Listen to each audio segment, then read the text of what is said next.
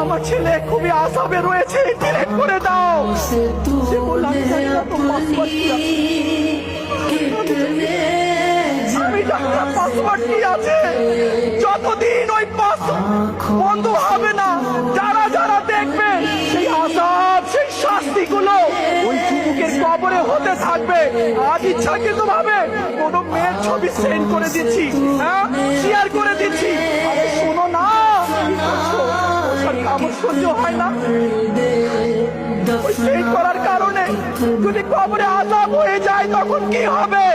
শোনা, আসো আসো, দেখো আমার রব কি বলে, আমার আল্লাহ কি বলে, শোনো। আমার আল্লাহ বলে, আমার আল্লাহ বলে যে আমার বান্দা যখন আমার সাথে সমঝোতা করে, আমার সাথে সম্পর্ক করে আর বলে, মওলা আমি অনেক গুনাহগার, তুমি আমাকে মাফ করে দাও। মওলা কোনো গুনাহ বাকি নেই।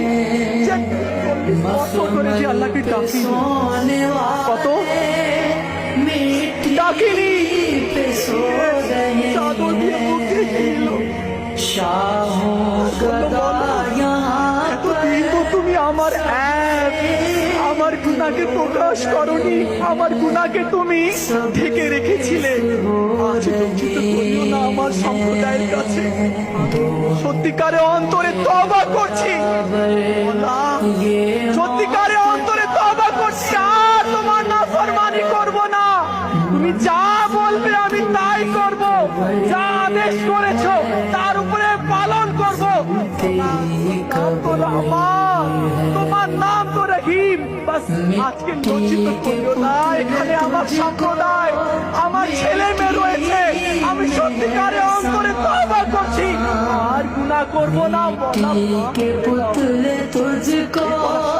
বৃষ্টি শুরু হয়ে গেল, এই বলার সাথে সাথে বৃষ্টি শুরু হয়ে গেল।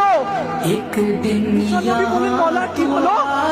তুমি বৃষ্টি দিয়ে দিলে, তুমি তো বলছিলে বৃষ্টি দিব না, যতক্ষণ না সেনা বের হয়ে যায় এখন বৃষ্টি দিয়ে দিলে। আল্লাহ বলল, মুসা আমার বান্দা আমার সাথে সম্পর্ক করে নিয়েছে।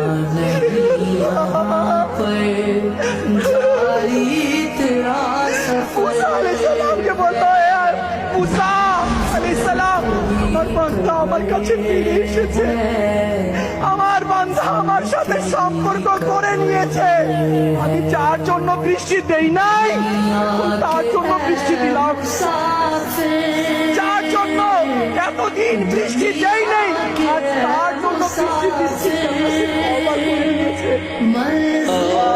মওলা, মওলা, আমার পাপ সম্পর্কে যদি আমার মা জানতো আমি বাইরে গিয়ে কি করি, আমার মা বা আমার বাবা যদি জানতো, সমাজের মধ্যে বলতো নাকি এটা আমার ছেলে। না না, এ আমার ছেলে নয়।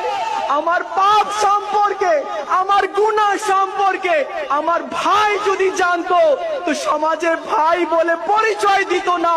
কিন্তু মওলা, তুমি আমার এত পাপ দেখার পরেও তুমি আমার পাপের উপরে পর্দা ঢেলে রেখেছো।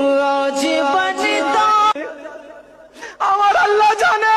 শোনো শোনো শোনো, মন দিয়ে শোনো। আমরা ঘুমাই, কিরামান কাতিবিন ঘুমায় না। আমরা আরাম করি, ফেরেশতা আরাম করে না। যা বলেছি, যা করেছি, যা দেখেছি, যা যে যে পাপ করেছি সব কিরামান কাতিবিন লিখে রেখেছে।